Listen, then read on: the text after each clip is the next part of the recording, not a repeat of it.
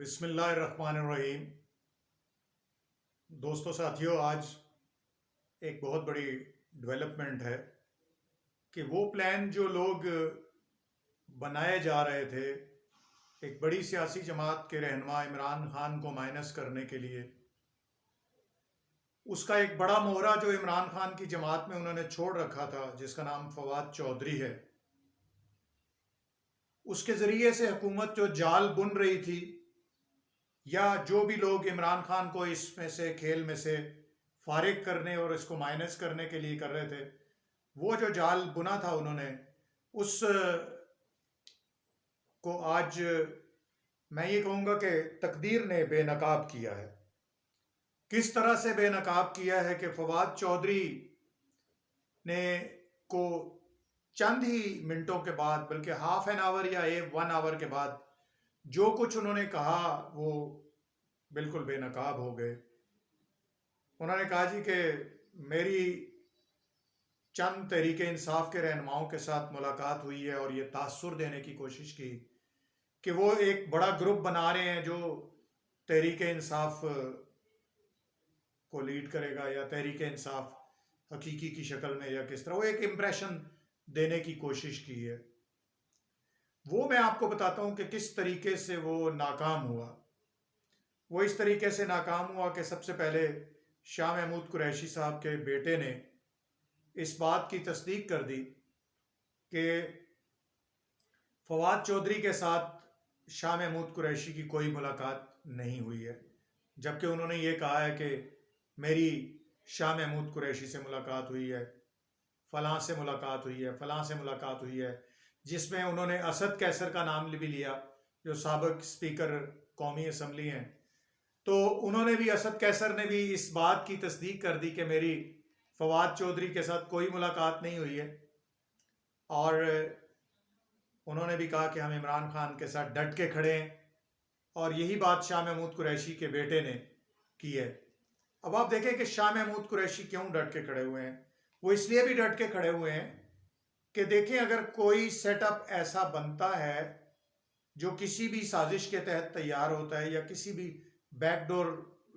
Diplomacy کے تحت تیار ہوتا ہے، اس میں ظاہر ہے ہو سکتا ہے کہ قیادت شاہ محمود قریشی صاحب کو نہ ملے، جبکہ دوسری طرف عمران خان خود یہ اعلان کر چکے ہیں کہ اگر مجھے نااہل کیا جاتا ہے، اریسٹ کیا جاتا ہے، گرفتار کر لیا جاتا ہے، یا جیل میں بند کر دیا جاتا ہے، یا کوئی اور مجھے نقصان پہنچتا ہے، تو میرے بعد شاہ محمود قریشی پارٹی کی باغ ڈور سنبھالیں گے۔ تو ایک سمجھدار آدمی عزت کے ساتھ کسی کوئی قیادت اس کو ملتی ہو تو وہ بے عزتی کے ساتھ آگے بڑھ کے کسی چیز کی قیادت یا کسی چیز کا ممبر کیوں بنے گا؟ ایک بات۔ دوسری بات، اسد کیسر نے جو ہے نا واضح طور پر تردید کر دی کہ ایسی کوئی بات نہیں ہے۔ پھر انہوں نے اور علی زیدی اور دوسرے لوگوں کے ساتھ ملاقات کا کہا۔ بہرحال کسی طرف سے ابھی تک کوئی ایسی تصدیق نہیں آئی، اور نہ ہی کسی رہنما نے ان کی بات میں کوئی حامی بھری ہے۔ تو اس طرح سے یہ لگتا ہے کہ فواد چودھری جو پہلے ہی یہ کہنے ہیں کہ ہر تھالی کا بینگن تھا، مطلب ہے کہ نظر آ رہا تھا کہ وہ جس تھالی میں بھی اٹھا کے اس کو رکھ دیا جائے، وہ اس تھالی میں جانے کے لیے تیار ہے۔ تو وہ ایک ایسا کردار ادا کر رہا تھا۔ دیکھیں عمران خان نے اس شخص کو کتنی عزت دی ہے، اس قدر عزت دی ہے کہ آپ سوچ نہیں سکتے۔ میں اس پر تھوڑا سا آپ لوگوں کو یہ باور کرانا چاہوں گا۔ ہاں، ایک اور بات جو میرے ذہن میں آ رہی ہے وہ یہ ہے کہ اسد کیسر صاحب نے بھی انکار کر دیا، اور اسد کیسر کے انکار کے بعد یہ چیپٹر تو کلوز ہو گیا کہ فواد چودھری جو جال بن رہے تھے عمران خان کو انہی کی جماعت میں تنہا کرنے کا، وہ ان کو ناکامی دیکھنا پڑی ہے۔ اور پھر یہ ہے کہ میں جو چیز کی طرف توجہ دلانا چاہتا ہوں آپ کو، وہ یہ بات ہے کہ دیکھیں، ہمارے تمام سیاسی جماعتوں کے رہنما، میرے لیے سب لوگ معزز ہیں، جن میں پاکستان مسلم لیگ نون کے بھی رہنما، پاکستان پیپلز پارٹی کے رہنما، ANP کے، جمعیت علماء اسلام کے، سبھی میرے لیے باعث بسط احترام۔ میں ان کے لیے ایک عرض کروں کہ جب بھی ٹوٹ پھوٹ کا شکار جماعتیں ہوتی ہیں تو کون سے لوگ ہیں جو جماعتوں میں کو توڑنے پھوڑنے کا کردار ادا کرتے ہیں؟ تو میں نے ایک کتاب آج آپ کے سامنے یہ رکھی ہے، اس کا حوالہ میں آپ کو دینا چاہتا ہوں۔ بھائین یہ ذرا کتاب مجھے دکھا دیں گے؟ بھائین یہ کتاب مجھے دکھا دیں گے ذرا؟ جی میں اس کتاب کا حوالہ آپ کے سامنے رکھنا چاہتا ہوں۔ دیکھیں آپ تمام میرے پاکستانی دوست جو سیاست سے تھوڑی بہت دلچسپی رکھتے ہیں، وہ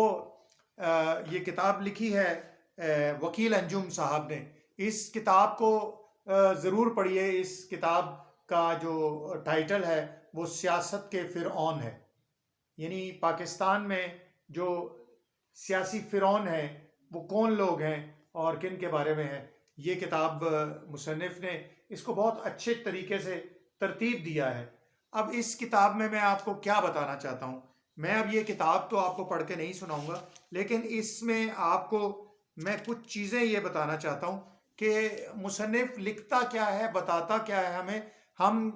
اپنے ملک میں سیاست پر لکھی گئی کتابوں کو نہ پڑھتے ہیں نہ دیکھتے ہیں، اور پھر ان سے سیکھتے بھی کچھ نہیں ہیں اپنی تاریخ سے، اور جو قومیں اپنی تاریخ سے کچھ سیکھتی نہیں ہیں وہ آگے بھی درست طریقے سے جو ہے نا وہ چل نہیں پاتی ہیں۔ اب اس میں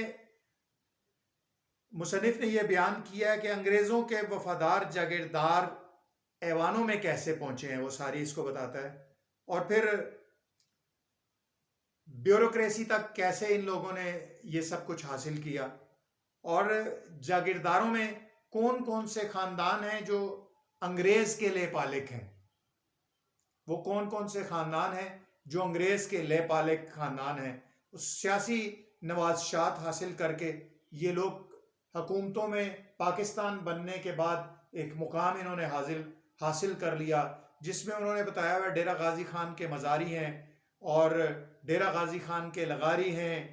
اور ڈیرہ غازی خان کے دریشک ہیں، ڈیرہ غازی خان کے کھوسے ہیں، بھاولپور کے نواب ہیں، خان گڑھ کے نوابزادے ہیں، مظفر گڑھ کے گورمانی ہیں، لڈن کے دولتانے ہیں، ملتان کے قریشی ہیں، ملتان کے گیلانی ہیں، ملتان کے گردیزی ہیں، خانی وال کے ڈاہے، لاہور کے ممدوٹ، لاہور کے موکل، لاہور کے قزلباش، لاہور کے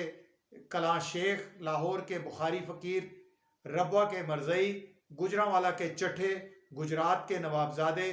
پیر کمالیہ کے کھرل، جھنگ کے سید سیال، رجوے،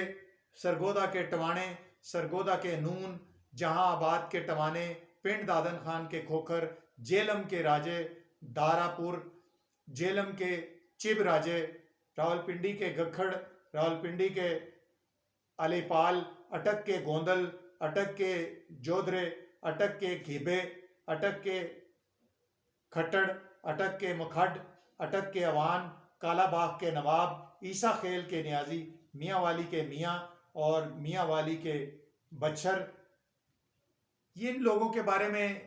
سیاست کا فرعون یہ انہوں نے کتاب لکھی ہے، بہت ہی پیاری کتاب ہے۔